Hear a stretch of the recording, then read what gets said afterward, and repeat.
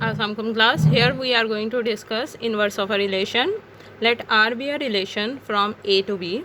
Define the inverse relation R inverse from B to A as an inverse contain ordered pair such that first element belongs to B and second element belongs to A, and itself this ordered pair belongs to Cartesian product of B and A. Say when xy, the inverse ordered pair of this pair, actually belongs to the relation R. Say such that is for all x belongs to A and y belongs to B, yx ordered pair belongs to R inverse if and only if xy ordered pair belongs to R. Right?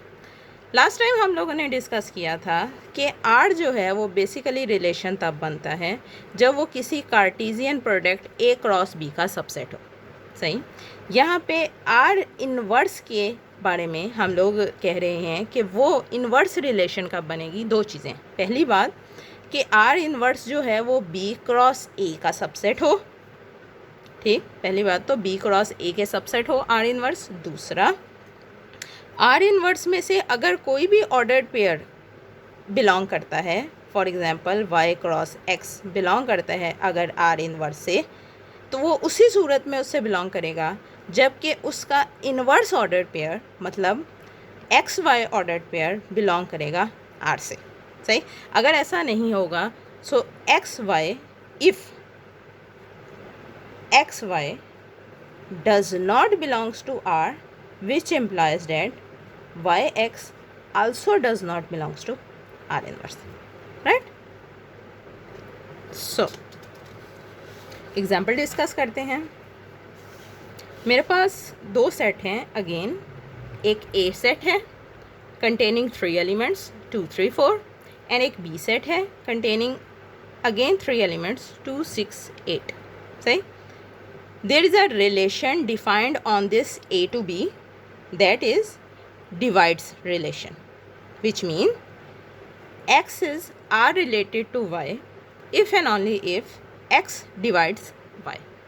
ठीक.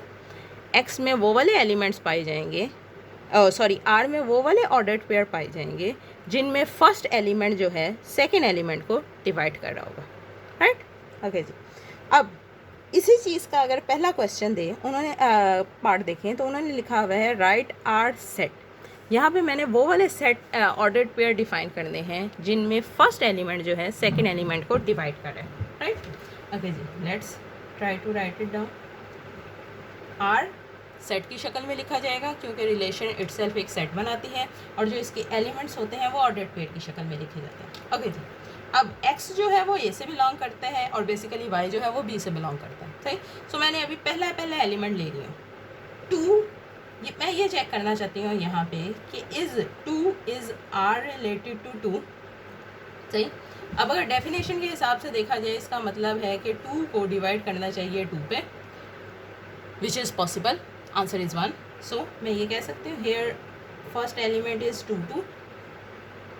सही. Again क्या 2 6 को divide करता है. Answer is yes. सही. सो 2 6. क्या 2 8 को divide करता है. अगेन 2 8. सही. पहले 3 एलिमेंट मिल गए मुझे रिलेशन के. ओके जी. क्या 3 2 को डिवाइड कर सकता है. Is there possibility of 3 divides 2. No. Answer is not possible. So it's mean 3 2 is not r 3 is not r related to 2. मतलब यहाँ पे बिलोंग नहीं करेगा ये ऑर्डर में. राइट. ओके जी. क्या 3 6 को डिवाइड कर सकता है. Yes on 2. Right.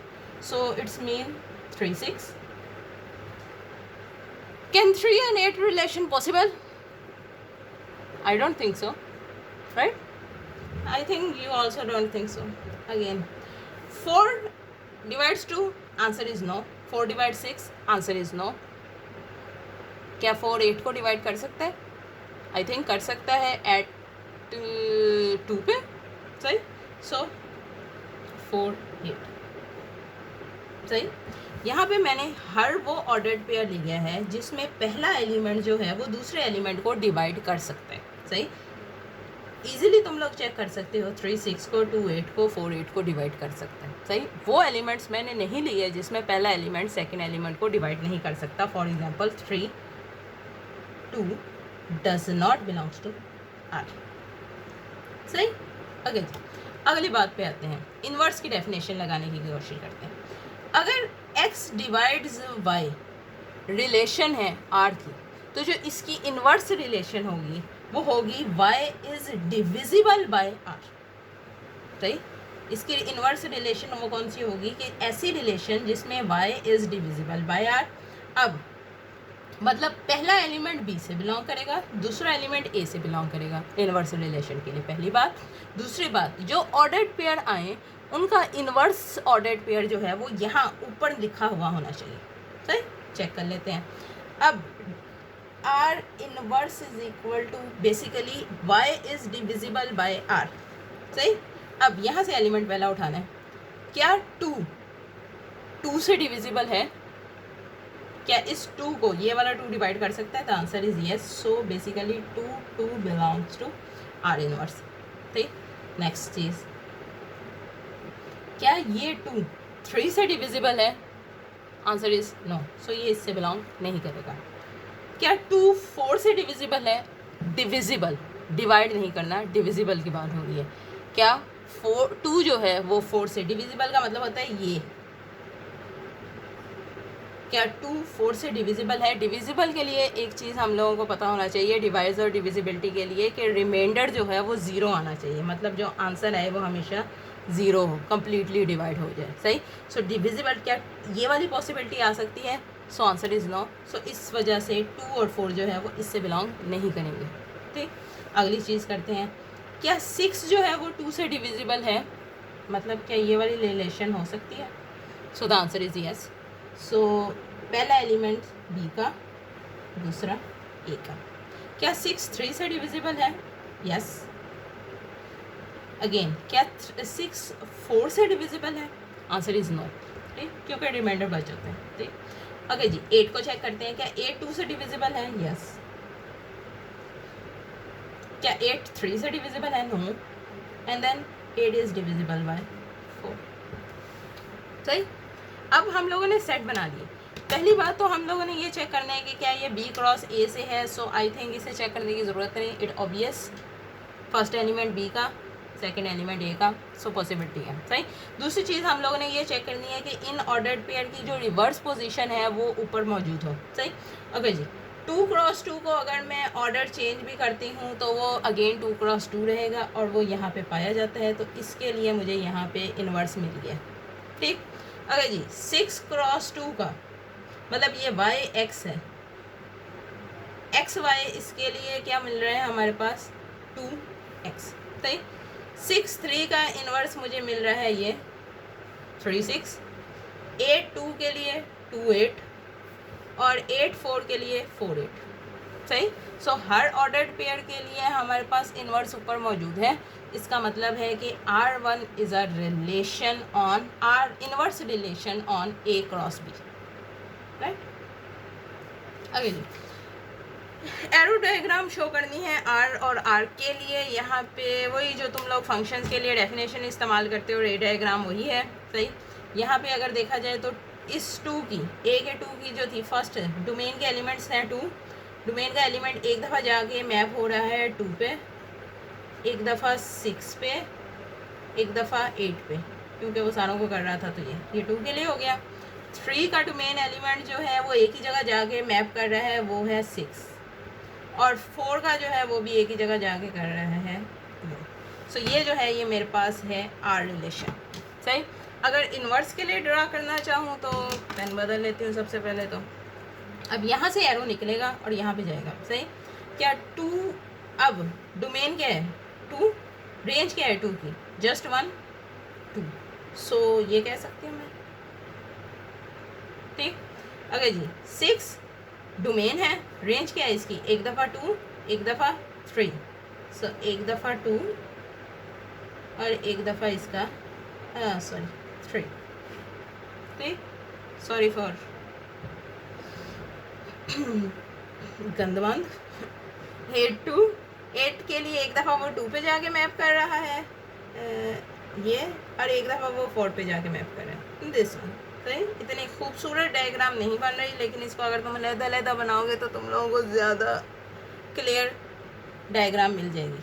So this is R inverse रे डायग्राम और this is R inverse, right. Okay जी, सेकंड डेफिनेशन डिस्कस करते हैं। सेकंड डेफिनेशन में जो पहले वर्ड मुझे पहली चीज़ नज़र आई है वो है हमारे पास मॉड, और मॉड के लिए हम लोगों को पता है कि ग्राफ किस तरह का बनता है, राइट। सो अब यहाँ पे हमारे पास जो रिलेशन है वो आर से डोनेट कर रहे हैं, और ये रिलेशन बेसिकली रियल नंबर पे बन रही है, मतलब रियल नंबर की कार्टेशियन प्रोडक्ट का सबसेट। सही। ओके जी, कहा ये हुआ है कि सिर्फ हम लोगों ने इस रिलेशन के ग्राफ ड्रा करने हैं। सही। ओके जी, क्योंकि रियल नंबर है, इनफाइनाइट सेट है, मैं कोई 5 डिफरेंट वैल्यूज़ ले रही हूँ यहाँ पे 0, 1, -1, 2 और -1 एक्स के लिए, और उसके लिए बाकी सारी चीज़ें चेक कर रही हूँ। सही।